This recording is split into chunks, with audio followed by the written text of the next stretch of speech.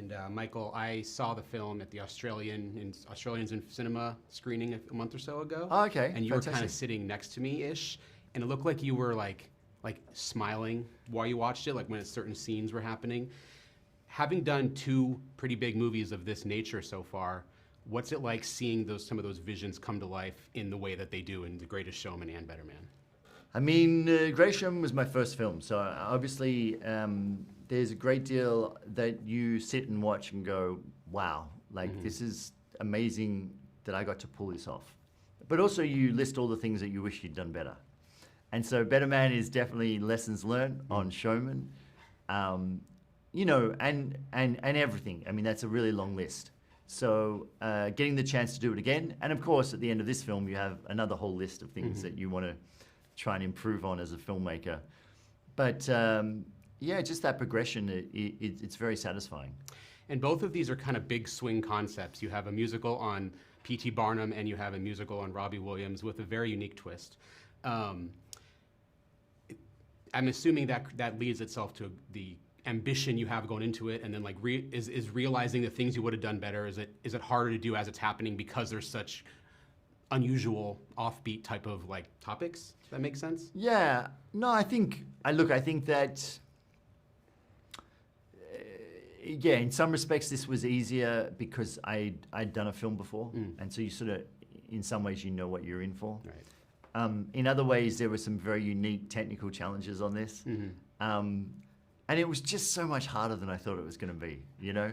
My background's in animation and visual effects, and actually that was the side that I was most confident with.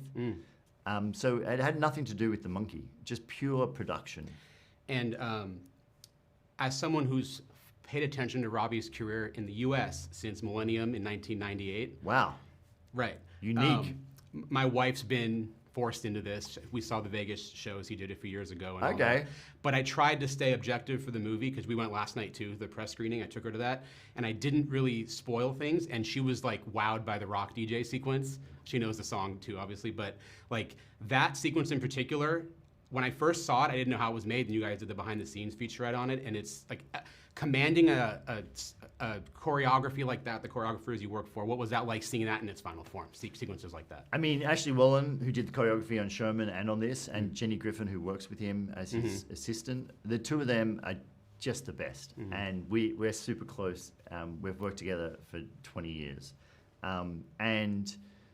You know, I love when we get together, we just sort of push each other. We challenge each other to do something great. And that was an incredibly challenging number to pull off.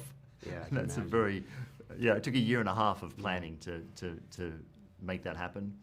But it's also unbelievably satisfying because, you know, because it came so close to not happening due to the death of the Queen. We ended up not being able to shoot it the first time that we'd planned to shoot it, but we'd already spent all the money. So to raise that money again and to go back onto the street 5 months later and to get to do it, I think there was just such a buzz that in that moment, and I really do believe that the environment in which something is captured comes across. So if you're on set and people are angry and stressed and people are yelling, it doesn't matter how much you call action and everyone smiles, you don't buy it for a second, you know?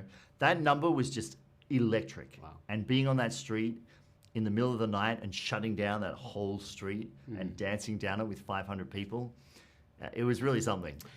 And you told that story at the other screening about Hugh Jackman and the involvement in getting Greatest Showman to happen and the Robbie connection there. Has Hugh Jackman seen Better Man yet? He has. He has? He's a big fan. Right. No. He without Hugh, this film wouldn't exist. That's great. All righty. That's it. That was quick. Fast.